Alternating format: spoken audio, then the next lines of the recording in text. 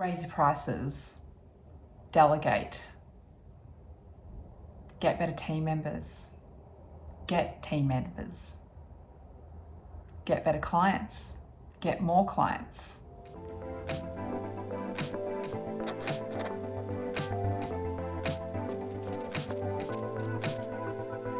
There are so many well-meaning people who want to give you advice when it comes to growing your service-based business. How do you grow this business from being something that you created out of your talent to something that is meaningful, something that is profitable, and something that doesn't rely on you? No matter what advice you decide is right for you, there's some key things that you need to understand before implementing any of it, and that is your results will always be dictated by the current programs or beliefs that you have about work, business, making money, and wealth.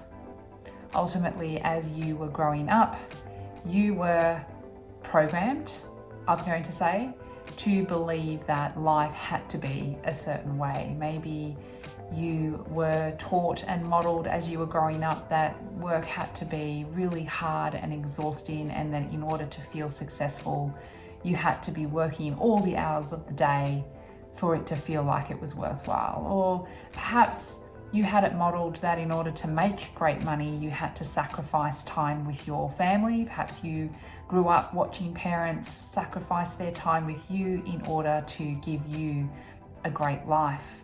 And as you move into adulthood yourself and you begin to start your business and grow your business, these beliefs, these unconscious patterns that we hold, really do affect our ability to not only execute, but our ability to change. And ultimately, if you're looking to grow your business on some level, you are also looking for change.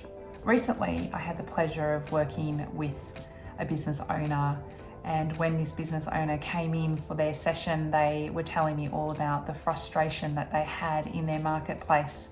They would put forward opportunities for contracts that were worth around about $10,000 and were constantly getting crunched down at the last minute to be cheaper, to cut corners, and ultimately cut into their own profit whilst having to still work really hard.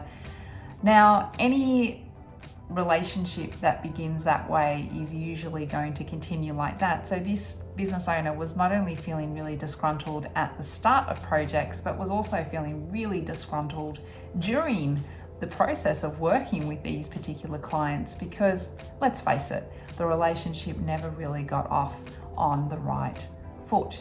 Now, what's this got to do with all the common beliefs? Well, this particular business owner had been told to kind of put up with this to get their portfolio started, to get the experience happening, and unfortunately had continued on that path and was now coming up against the very real reality that they were actually starting to hate their business and the clients that they were working with.